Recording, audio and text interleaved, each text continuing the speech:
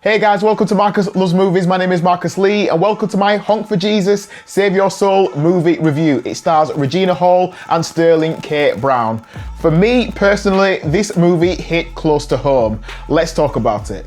In the aftermath of a huge scandal, Trinitie Childs, the First Lady of a prominent Southern Baptist megachurch, attempts to help her pastor husband, Lee Curtis Childs, rebuild their congregation. So this was made in the style of a fly-on-the-wall documentary, similar to what we've seen with The Office and Parks and Recreation. And as someone who was grown up in church, this resonated with me on many levels. Some things made me smile, some things made me laugh, some things made me shake my head, and some things I found really uncomfortable to watch.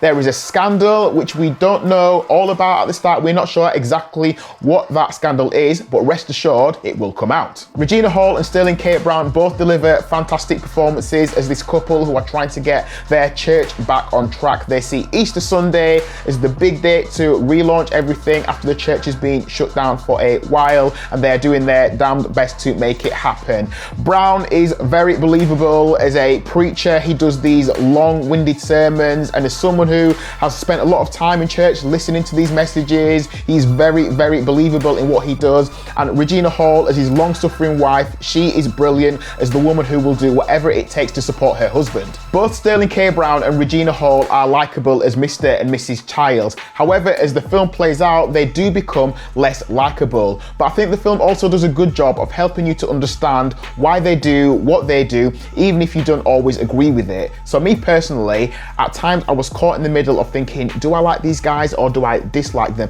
Especially with Hall's character, because even though her motives aren't always good, on some level you do feel sorry for her. The film has some really good, long, unbroken takes, which is something I love as a filmmaker. There's one scene where Brown's character is delivering a preached sermon. There's another one where his character is meeting up in a basketball court with a sound man. Just great drama, no cuts. I love that sort of stuff. Those long takes almost feel like this film is a play at times, and it'd be interesting to see, could this work as a play? One of the things I liked about this film is that it shows that Christian people are not perfect, even though they might pretend to be, even though they might say they've got it all together. Really, that's not the case. So Christian people still argue, Christian people still use bad language, Christian people still fight, Christian people still have motivations that need looking at, but they are still human. And I almost feel like if more Christian people were open to say, listen, I'm not perfect, so therefore I shouldn't be judgmental of you, the world will be a better place. And I feel like this is shown in one of my favorite scenes in the film, where the Childs couple are driving in their car one night and they put on a rap song in the car, and it is filled with profanity, and they rap along, they know it word perfectly, and they're just letting loose, letting their hair down, and it just shows we're not perfect. We also need to let loose once in a while too. There were some things in the film that made me feel uncomfortable, especially because I've grown up in that church background where there are things I've seen in this film that I've seen in real life. So for example, when a preacher says, God said this, do this, you start to wonder, did God say that, or is that just a preacher manipulating you into a particular situation? When a preacher says, God said, go and buy me a jet, did God say buy you a jet, or is that you saying buy you a jet? Are you using the word of God to manipulate me? I think the film looks at those issues as well. One of the things that I thought was missing from this film about a mega church is the staff. Where are all of these staff that help to run this massive campus? Where are the volunteers? Where are the trustees? Where are the deacons?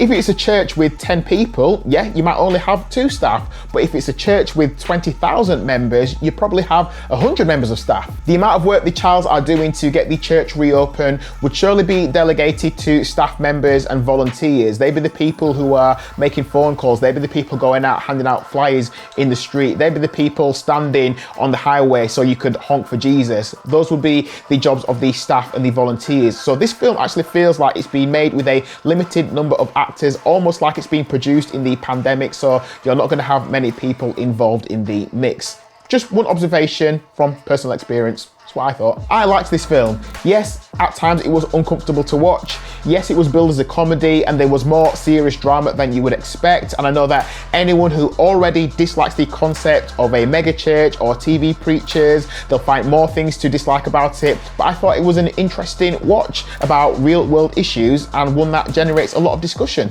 So I do think it's worth a watch. So my official Marcus Loves Movies rating for Honk for Jesus, Save Your Soul is, mini drum roll, 4 stars. So those are my thoughts about the movie, but as always, I would love to know what you thought about it. Did you think it was really good, or did you think it was a little bit disappointing? Let me know what you thought about it in the comment section. Whilst you're here, please give the video a like. I would really appreciate that. And also, if you do like movie reviews, trailer reactions, film discussion, can I encourage you to subscribe to my YouTube channel? I would really appreciate that. Do that by hitting the subscribe button and also hit the notification bell so you're notified every time I release a brand new video. I would really appreciate that. Thank you so much for watching my Honk for Jesus, Save Your Soul movie review. Please stay tuned for the next one and I'll catch up with you again soon. So until then, take care of yourselves and thanks for watching.